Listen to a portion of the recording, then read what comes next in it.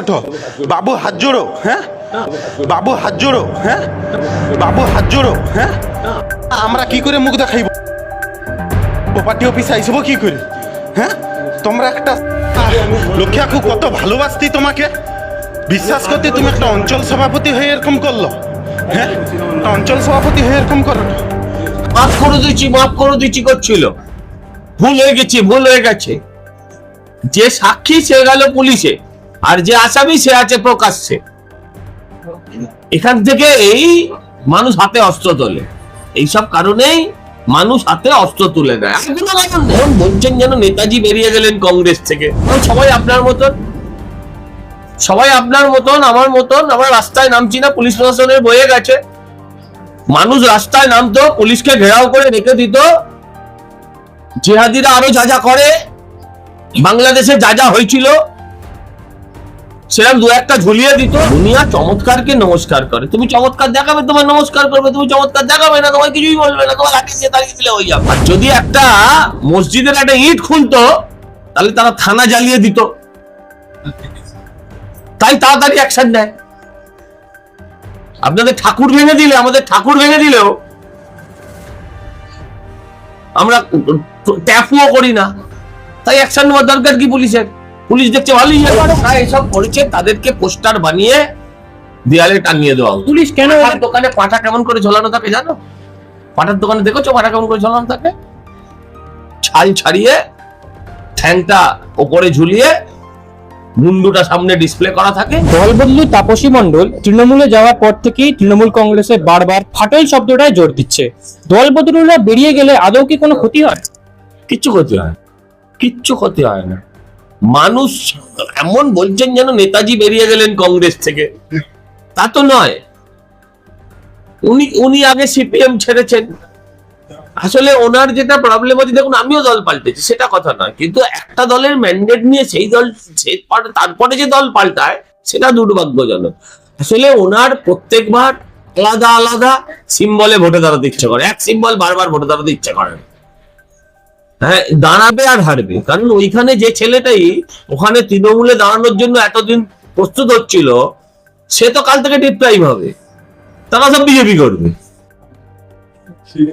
কুণাল ঘোষ বলছেন আরো 4 জন কুণাল ঘোষ থেকে তৃণমূলের মুখপাত্র তিনি বলছেন আরো 4 জন সাংসদ তৃণমূলে যোগ দিতে প্রস্তুত ও মদন দাস সঙ্গে কাল রাতে দেখা করেছিল আমি জানি তারপরে এসব বকছে তৃণমূলের সাধারণ সম্পাদক তন্ময় ঘোষ বলছেন পূর্ব মেদিনীপুরে আবার কে নতুন একজন আপনার তাপসী মণ্ডল যখন এসেছিলেন ওর হাত ধরেই দল বদলেছিলেন তৃণমূলের সাধারণ সম্পাদক নিয়ে কি বলবো তৃণমূলের আবার সাধারণ সম্পাদক কতগুলো আছে সখানেক তো হবেই এই তন্ময় ঘোষকে আর তন্ময় ঘোষ এই যদি এই যাদবপুর ইউনিভার্সিটিতে পড়তো নকশাল করতো ও আগে এখন জেনারেল সেক্রেটারি হয়ে গেছে বাপ রে বাপ জেনারেল সেক্রেটারি বাংলা তো সাধারণ সম্পাদক নাকি তাহলে বাপ রে বাপ ও তো নকশাল ছিল ও কবে আবার সংসদীয় গণতন্ত্রে বিশ্বাস রাখলো আরএসএফ করতো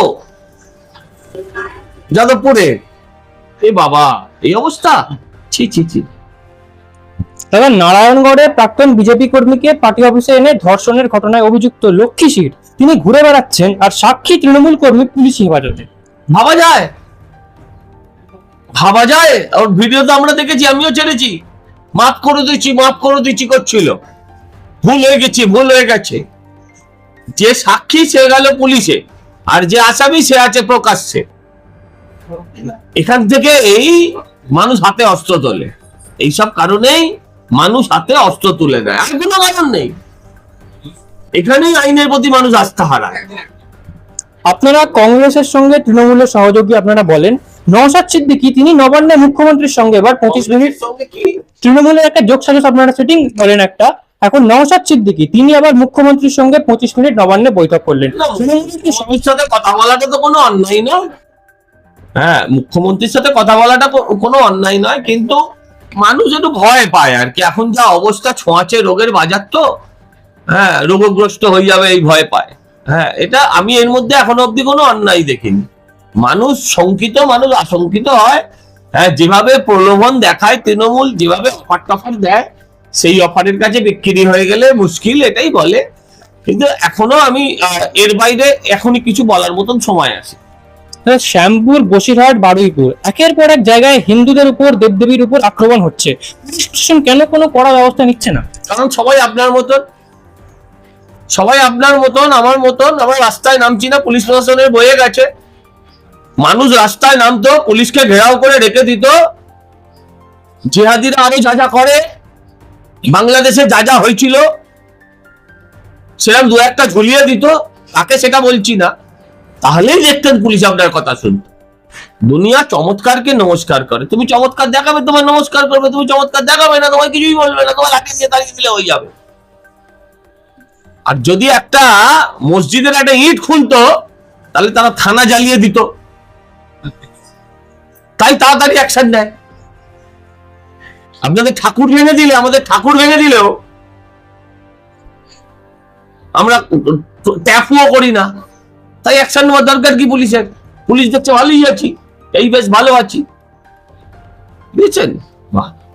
দাদা, যাদবপুর নিয়ে একটা প্রশ্ন আপনাকে রাখবো। যাদবপুরে কাশ্মীর মাঙ্গে আজাদি এরকম আবার পোস্টার দেখা যাচ্ছে যাদবপুর বিশ্ববিদ্যালয়, কেন বারবার যারা এসব করেছে তাদেরকে পোস্টার বানিয়ে দেয়ালে টাঙিয়ে দেওয়া উচিত। পুলিশ কেন পাঠার দোকানে পাঠা কেমন করে ঝোলানো থাকে জানো?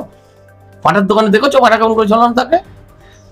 ছাল ছাড়িয়ে, ঠ্যাংটা ওপরে ঝুলিয়ে, মুন্ডুটা সামনে ডিসপ্লে করা থাকে, দেখেছো তো? কাদের এটা করা উচিত আমি বলছি। যারা দেশ বিরোধী তাদের সাথে একটু দয়া মায়া করতেন। যারা দেশ বিরোধী তাদের সাথে একটুও দয়া মায়া করতে, তাদের ছাল ছাড়িয়েই নেওয়া উচিত।